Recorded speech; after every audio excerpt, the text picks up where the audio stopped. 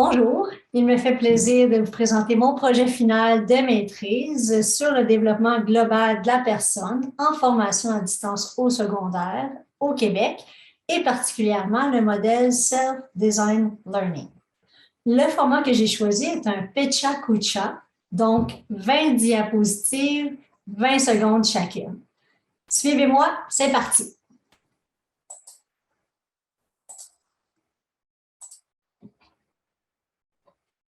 Alors, je suis présentement conseillère pédago-numérique au secondaire au Collège Saint-Sacrement de Terrebonne et bientôt gestionnaire de projet chez Fadio.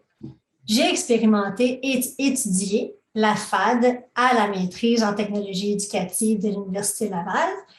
Mes motivations sont d'améliorer l'accessibilité et la motivation en éducation.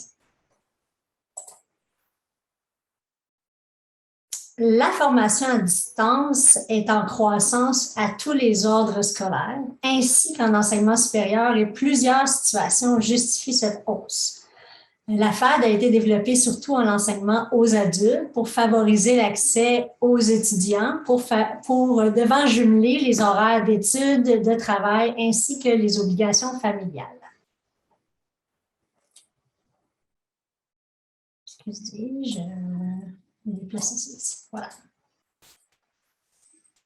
La pertinence de mon projet final réside dans la nécessité de réduire ou d'éliminer la différence entre ce qui est et ce qui est requis.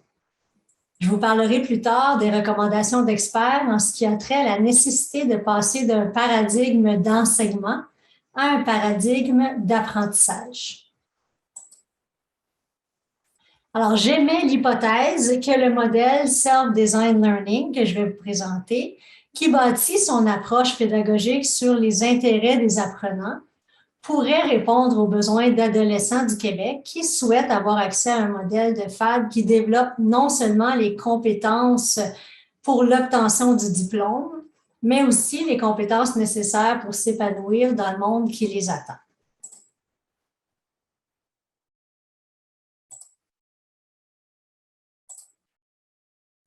Notez que dans le cadre de ce projet, je n'ai pas étudié les autres modèles pédagogiques que l'on retrouve dans les écoles alternatives, démocratiques ou entrepreneuriales communautaires.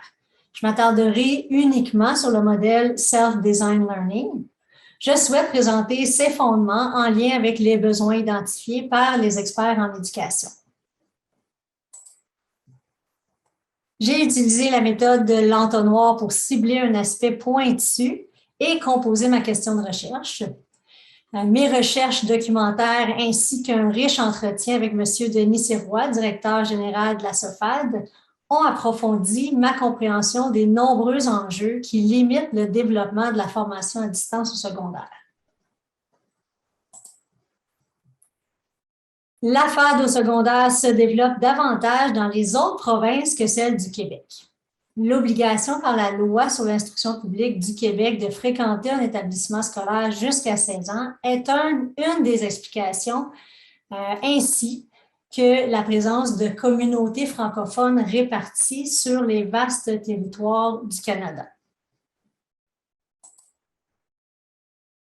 Le besoin de flexibilité est un des grands enjeux qui a poussé le développement de la FAD à tous les ordres d'enseignement, incluant au primaire et au secondaire.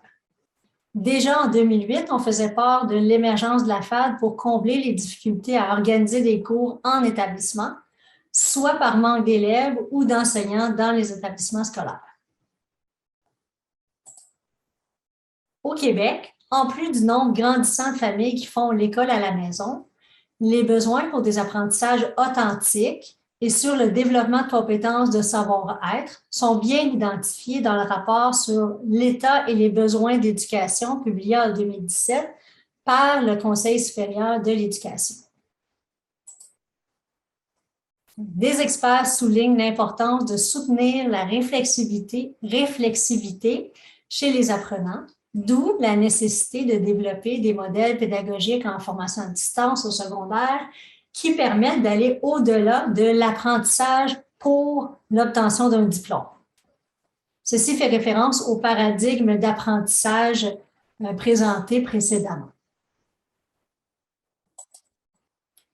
Non seulement la mise en ligne du contenu aura une influence sur les apprentissages faits à distance, mais les façons dont les apprenants interagiront avec le contenu seront aussi déterminantes.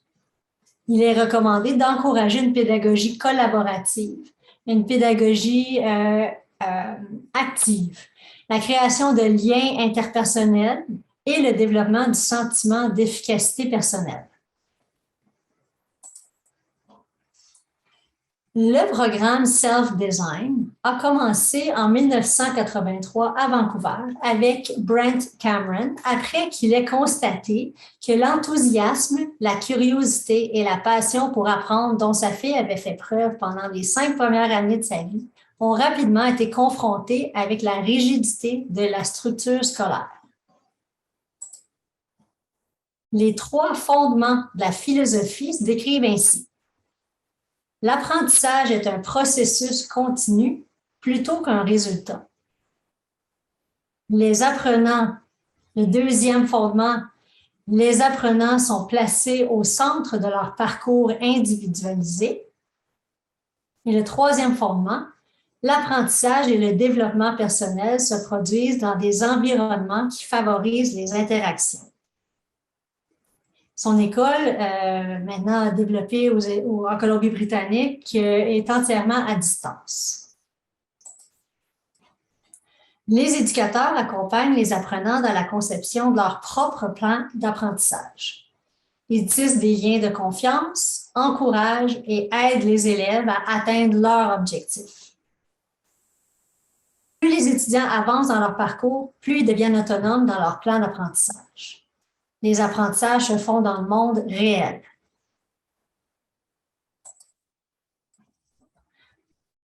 M. Sirois nous rappelle l'enjeu où les syndicats des enseignants protègent le mode d'enseignement en présentiel.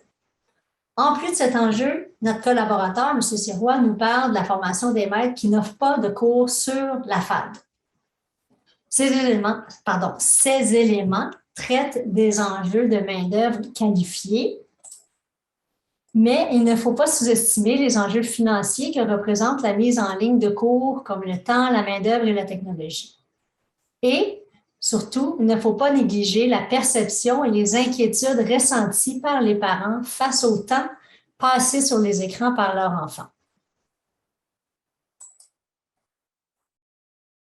Il semble donc que le ministère de l'Éducation du Québec et une grande partie de la société québécoise ne sont pas tout à fait prêts à passer un mode de formation à distance au secondaire ouvert comme celui du Self-Design Learning. Je propose d'adopter la technique des petits pas qui consiste à faire des petits changements en continu.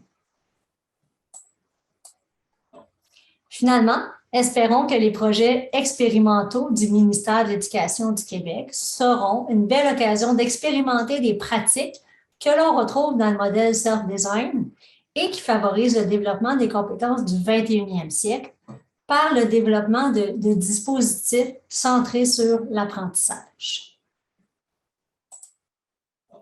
En conclusion, ce travail permet de mettre en lumière les besoins au Québec de développer l'offre de FAD pour les élèves au secondaire vers des modèles qui développent les compétences globales et académiques.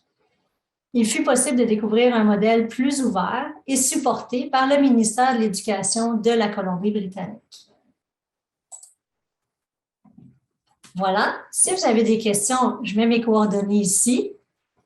Je pense que la présentation va être partagée. Il y a un accès à mon travail final de maîtrise ici beaucoup plus élaboré que ce que je vous ai présenté en 6 minutes 30 dans le défi du Pechakucha. Et puis, mes coordonnées pour les réseaux sociaux si jamais ça vous tente d'échanger avec moi personnellement.